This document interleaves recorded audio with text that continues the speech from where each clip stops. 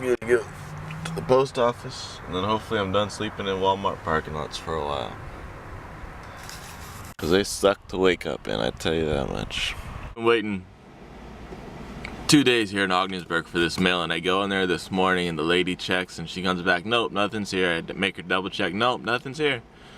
So I'm bummed because I don't want to hang around town and try and figure out where the mail went. I want to keep moving on down the road. I'd already been here 2 days. There was no way I was going to hang around more. And I knew this person had sent me cash. It's one of my viewers sending sponsorship money.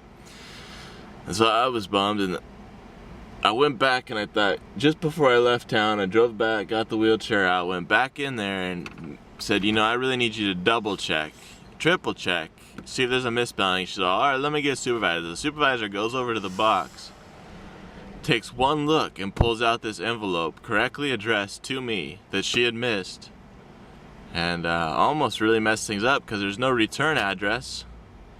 So the mail, you know, there's money in here, and it would have never made it back to its sender. It would have never made it to me. Anyways, you always gotta push people sometimes. That's what the lesson is. Push them. Make them get that mail for you. I don't know. I'm happy. I'm hitting the road. I don't have to stick around town. Thank goodness. $400 going in the Old Man and the Sea Sailboat Fund. Good deal. Almost left without stopping to show you where I ate breakfast this morning. On the St. Lawrence River.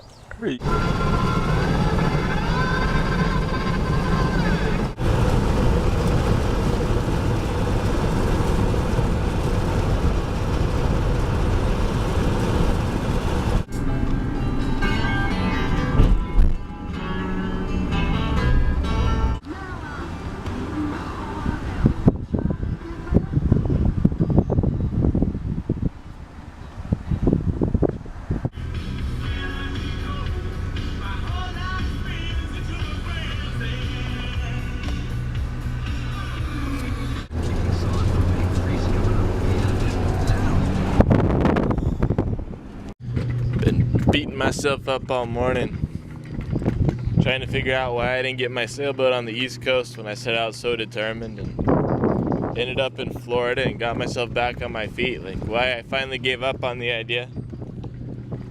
So I'm still trying to convince myself that it's a better decision to go back to the West Coast and save up a few more bucks and get a sailboat on the West Coast. So kind of a back and forth this morning, trying to convince myself I made the right decision. Anyways, come to the conclusion that I'm definitely going to try and find a kayak or a canoe somewhere along the road off of Craigslist. Get something used that me and Nora can ride in. Start checking out some of these waterways we're traveling along. It's the problem sitting next to the water all day. Eventually you want to get in and check it out. So that's what we're going to do. This is getting close to Lake Ontario, up by Alexandria Bay, and gonna get a kayak. What else am I gonna do? Try and fix the iPhone still. I got it pretty much back in order except the main button, the home button isn't working. So I'm gonna go get some contact cleaner and see if that fixes it. If not, I might have to forego the kayak and buy an iPhone instead. I don't know. Kind of enjoying not having the iPhone working though, for the most part. I was watching too many YouTube videos and could have been reading a good book instead, which is much more favorable to watching a YouTube video, unless you're watching my video. This is way better than a book. Look at all this stuff I'm giving you. One side of the dock, then the other side of the dock, then the other side of the dock. Can't beat it. It's no good for her teeth, those rocks. Then one of those weird moods today where I keep changing my mind about what I want to do. And I'm right up here in Clayton. The plan is to go down the road all the way into Canada, below Lake Ontario.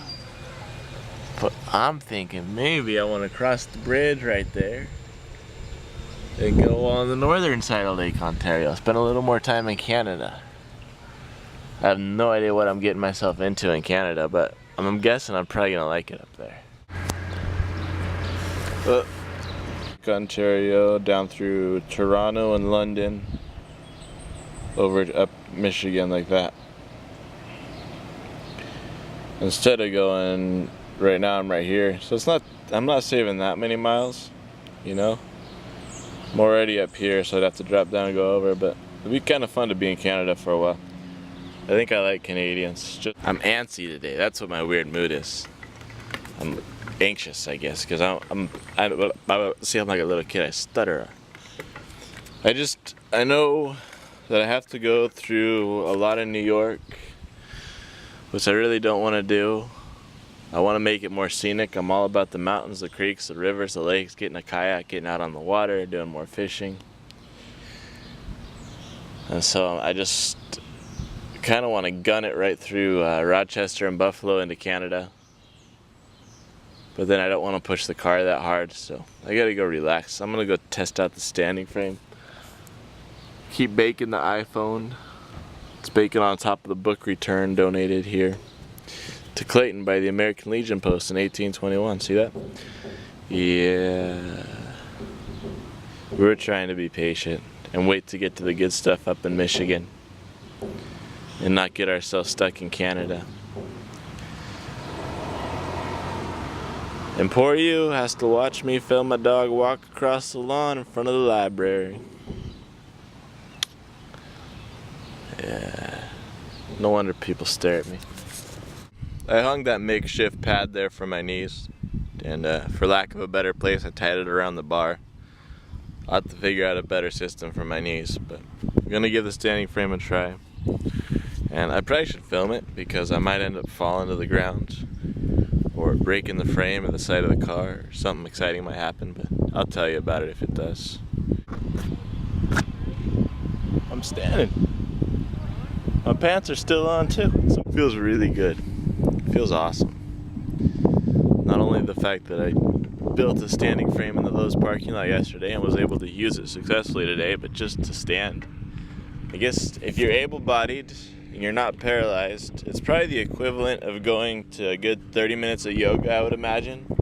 Probably even better. It feels so good to stand when you're in a wheelchair all day or laying down flat.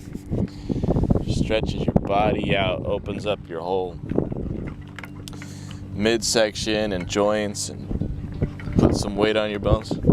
There's my iPhone ringing on top of the van, which I can't answer because I can't turn it on with the button. But yeah, felt really good to stand. Probably looks a bit like I'm peeing inside my van when I stand there beside it, but that's okay. Doesn't bother me. Got to see the roof of the van for the first time and since I bought the van. I forget how tall I am sometimes until I get up there and stand. When I get up there, I was remembering my first standing frame. It's kind of similar to that one, actually. It was built into the side of the studs in a garage. It was my parents' house. I was 18 after I just gotten hurt. My dad built it for me on the side of the garage. And I would go out there at night and stand for half an hour to an hour. And he'd open up the garage door and the cars would go by. And usually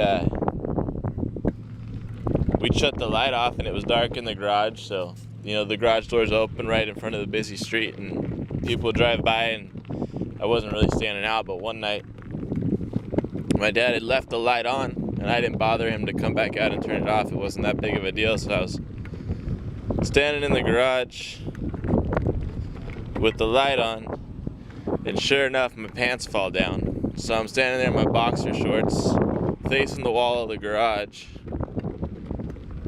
lit up, headed out to the Atlantic.